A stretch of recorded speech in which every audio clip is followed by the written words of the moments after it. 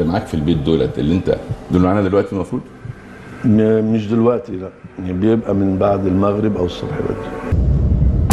قلت له حتى دخلت من باب المستشفى ده بتبص ما لقاش باب المستشفى.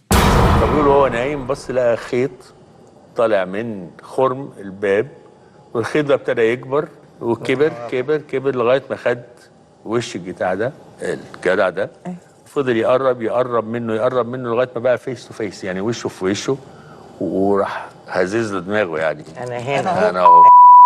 السلام عليكم، ازيكم واهلا بيكم في قناة ونس. اهلا بيكم في حلقة جديدة. النهاردة هنحكي مواقف مرعبة حصلت لمجموعة من المشاهير، مشاهير يعتبر كلنا عارفينهم، حصلت في بيوت هم عاشوا فيها او حصلت لهم في اماكن مختلفة. بس قبل ما ابدأ ما تنسوش تعملوا سبسكرايب ولايك وتكتبوا كومنت بايه اكتر موقف عجبكم في المواقف اللي هحكيها.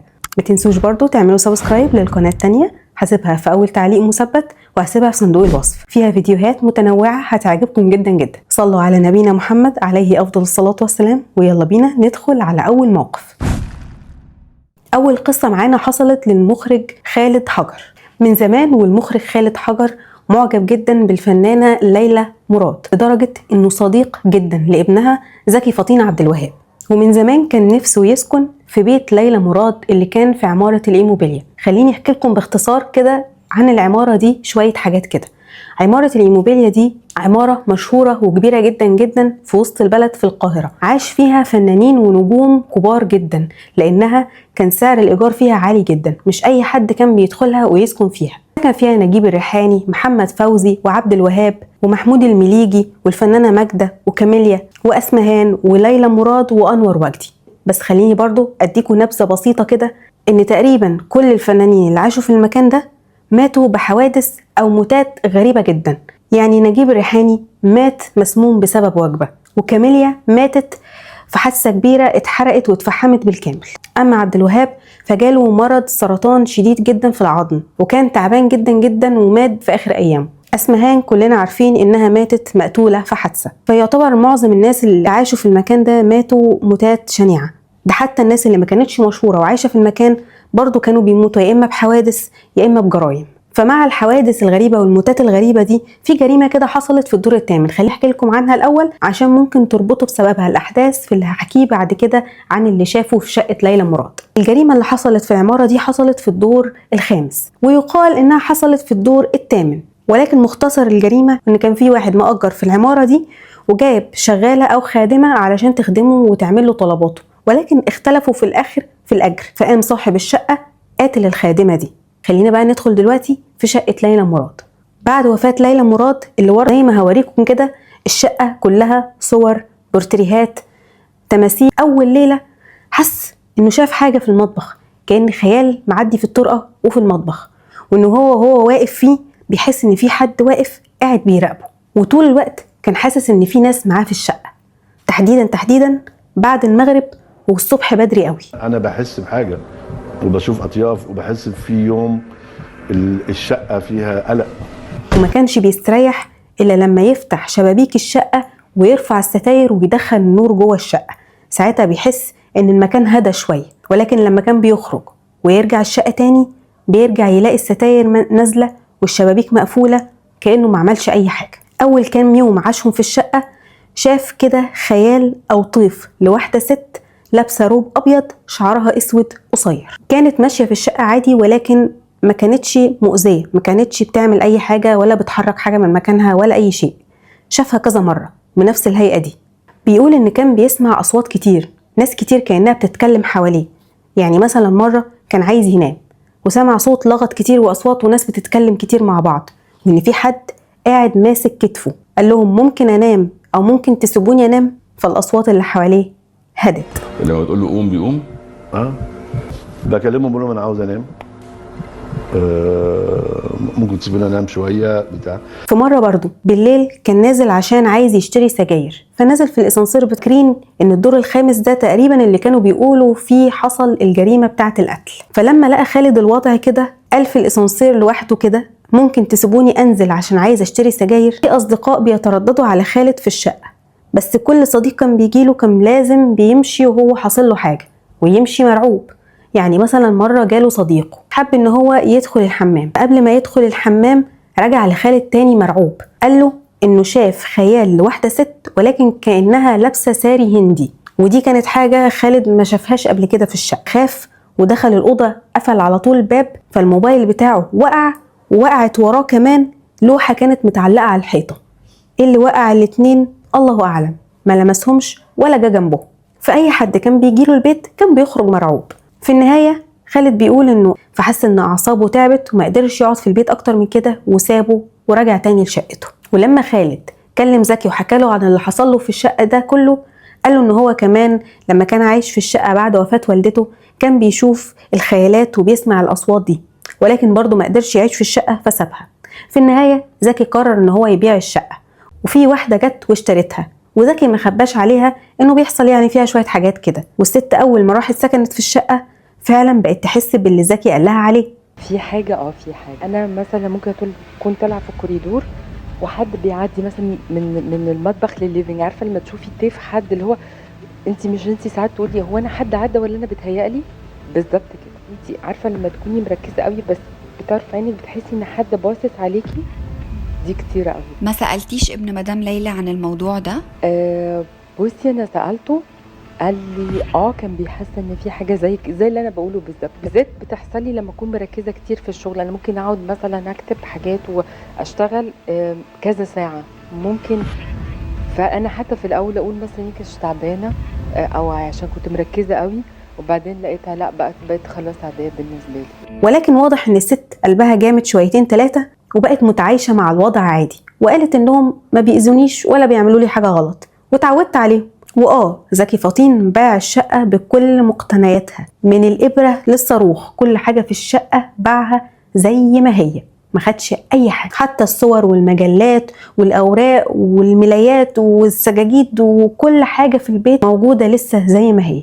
والست اللي اشترت الشقة بتقول إن زكي فطين بيجي من وقت للتاني يزورها في البيت ويبدأ يحس كده بأجواء شقته وأجواء حاجة مامته اللي موجودة في المكان، يقعد شوية وبعد كده بيروح. بس بصراحة اللي سكنوا في الشقة الاتنين قلبهم أجمل من بعض، يعني حتى لو اللي بيحصل ده مش مؤذي ولكن فكرة وجوده فكرة مرعبة. ولكن واضح ان الأشباح أو الجن الغير مؤذي ده ما كانش موجود بس في شقة ليلى مراد، في شقة تانية شهيرة جدا كان موجود فيها الكلام ده، وهي شقة عائلة أبو عوف. عزت أبو عوف ومع أبو عوف واخواتهم كانوا عايشين في فيلا كانت ملك سيلفا شيكوريل اليهودي صاحب سلسلة محلات شيكوريل المشهورة، وان هما ما كانوش يعرفوا ان هو ده كان صاحب الفيلا وان هو ده الشبح اللي كان بيظهر لهم. هو كان بيظهر لهم شبح الراجل اللي هو شيكوريل ده، كان بيطلع لهم نفس هيئته ونفس شكله، ما كانوش يعرفوا ان هو ده شيكوريل اصلا الا بالصدفة. مامة عزت أبو عوف كانت رايحة تشتري من المحلات دي في التخفيضات،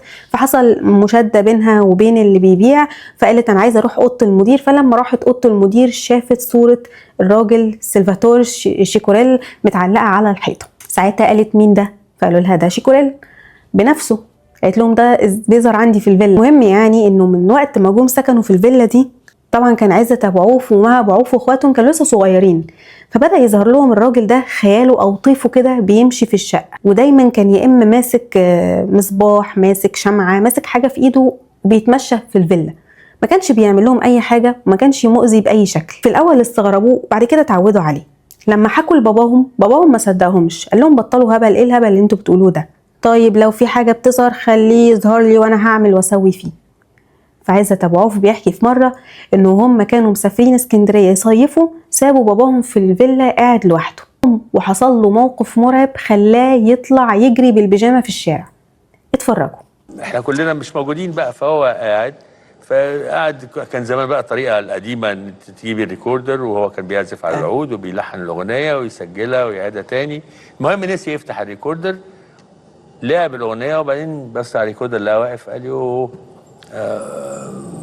انا نسيت اللحن، هخش اجيب كوبايه ميه وهرجع تاني.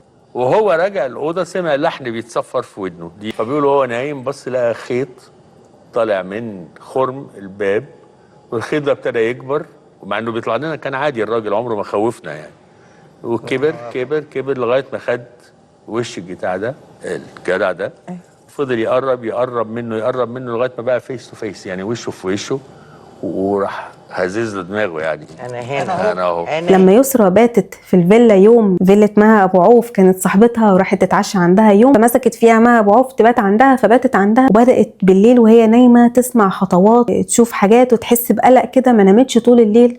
لما صحت حكت لمها اللي حصل لها ده كله، فمها قالت لها عادي، ده احنا معانا شبح هنا عايش في البيت عادي معانا. طبعا يسرى كانت هتموت من الرعب ومستغربه هي ازاي مها ابو عوف تتكلم بتلقائيه وعادي يعني. ده من ساعتها وهي ما عتبتش الفيلا دي طبعا تاني.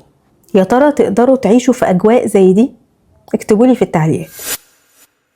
الموقف اللي بعد كده كان حصل لهاني عادل، بصراحه موقف برضو مرعب جدا، وكمان فكره كونه حصل لطفل مرعب اكتر. اسمعوا منه حصل ايه. وكنت وانا صغير وسبت باب اوضتي مفتوح، كان ولاد الجيران عندنا في مصر القديمه، فطلعت خبطت عليا، فانا كنت صغير، فسبت الكرسي بتاعي قدام المكتب وقمت عشان افتح الباب، ودخلت اجيب لها حاجه من الثلاجه، وانا راجع ببص على باب، هي لقيتها دخلت جوه الشقه وبتقول لي هو مين اللي قاعد، فببص على الكرسي بتاعي اللي انا المفروض قاعد بذاكر عليه، فلقيت الكرسي بيتهز كده زي ما يكون حد قاعد بيتمزج قوي اللي هو مستنيني يعني. غريب مش كده؟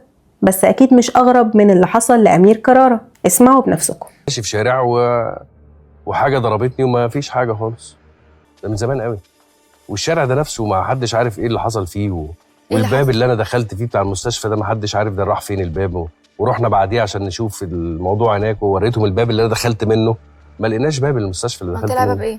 ده كان باب بتاع المشرحه اللي كانوا بيطلعوا منه الناس اللي بتموت في المستشفى، يطلعوا منه الناس. ماشي، لقيت حد ضربك؟ لا انا كنت ماشي لقيت صوت رجل بتجري ورايا، بعدين كل ما ببص ما بلاقيش حاجه ورايا، في اخر مره قلت انا مش هبص، فبعمل كده بس اتذكيت يعني، فببص كده جنبي كان في عربيات اللي راكنه دي، فبعمل كده فلقيت حاجه تترفع، فلسه بعمل كده لقيت حاجه نزلت على دماغي، نزلت في الارض، فمش عارف ده ايه بصراحه لحد النهارده. هل ممكن الجن فعلا يأذي حد بالشكل ده؟ بس عموما اللي حصل له ده يدينا درس اننا ما نروحش للتهلكه برجلينا، وطالما عارفين ان في مكان فيه قلق ولبش وملبوس بالشكل ده بلاش نروح له، خصوصا واحنا مش متحصنين. خلينا نعمل كده زي ما هنيدي عمل بالظبط. هنيدي في مره وهو كان بيمثل مسرحيه اخد سلفه من التيم وطلب ان هو يعيش او يسكن الوقت اللي بيمثل فيه المسرحيه دي في شقه كده في الزمالك، وفعلا اخد واحد صاحبه معاه وراحوا عشان يسكنوا يستريحوا بقى في الشقه بتاعه الزمالك دي. بيقولوا انهم اول ما دخلوا البيت يا دوب بيمددوا كده وبيستريحوا على السرير شويه، هنيدي سمع حاجه رعبته جدا جدا جدا. اسمعوا الموقف منه احسن، اتفرجوا. وطلعت انا واحمد عبد الله وشقه لطيفه جدا، فقلت له ايه خلاص بقى ارمي الشنط ونريح ونشوف بقى الحياه بكره. نمنا احنا الاثنين كده، وهي اوضه النوم كده والمطبخ كده. كويس. انت في حاله طبيخ كامله، في المطبخ ناس كأن امك بتطبخ جوه، حاله عيله وطشه والحاجات دي، مطبخ شغال والله. فطبعا قعدنا بالظبط، شوف انا حصل لي ايه وانا بحكيها يا خبر. والنبي قعدنا ايه دقيقتين 3 كده، انا عايز ابص له اقول له هو انت سامع زيي؟ والموضوع جوه ايه بيزيد بقى، فاهم؟ مطبخ عيله بتطبخ وفجاه طخ طخ طخ طخ، واحنا بقى ايه انا واحمد بنتشل بالبطيء. قلت له انت سامع ولا ايه؟ لقيت احمد عبد الله ده واحمد اسمر لقيته ابيض. فلقينا بقى عارف الموضوع بيعلى، لا يلا بقى قمنا ما نعرفش خدنا هدومنا ازاي وكعبلنا على السلالم ودقلجنا. نزلتوا جري يعني؟ طبعا يا فندم. في اللي بعد كده حصل لأسطورة الرعب أحمد يونس. أحمد يونس هو راوي ومؤلف قصص رعب معروف من زمان جدا في مجال الرعب. بيحكي عن موقف مرعب حصل له، هو بيألف كتاب أو قصة رعب، والموقف مش بس حصل له لوحده، حصل كمان للي كانوا موجودين معاه في البيت، وهو منسجم كده في الكتابة حصل له موقف مرعب جدا. اسمعوا. في شخصية شفناها في البيت، أنا وبنت أخويا ومراتي وماما كلنا شفناها. في إيه يا ندى؟ قالت لي في واحدة كانت واقفة قدام السفرة لابسة فستان أبيض ولابسة طرحة بيضة من فوق لتحت. قلت لها يا ندى لا بيتهيألك مش عارف إيه، وأنا مروح لقيت مراتي روحت منهارة. في إيه؟ قالت لي اللي ندى شافتها أنا شفتها، قد ما شفتها وأنت بتكتب شفتها. اللي حصل إن أنا حسيت بحرارة وانا قاعد بكتب كده شفت حاجه زي ستاره او حاجه في حاجز بيني وبين باقي المكان اللي انا فيه، وورا الشفاف الحاجز الشفاف ده فيه ظل اسود شادو كده بيتحرك. بعدها ماما قالت لي انا شفتها يا ابني جنبي على السرير. تفتكروا فعلا اللي بيدخل مجال الرعب وبيتعمق فيه ويبحث فيه ويفضل يسمع ويعرف ويحاول يعرف معلومات عنه بينوبوا نصيب يعني من اللي بيحصل فيه ده، ولا دي مجرد نفسية مش أكتر؟ فهل فعلا اللي بيدخل المجال ده بيجذب الكائنات والظواهر دي ليه، ولا ده مجرد كلام أو يعني خوف ونفسية مش أكتر؟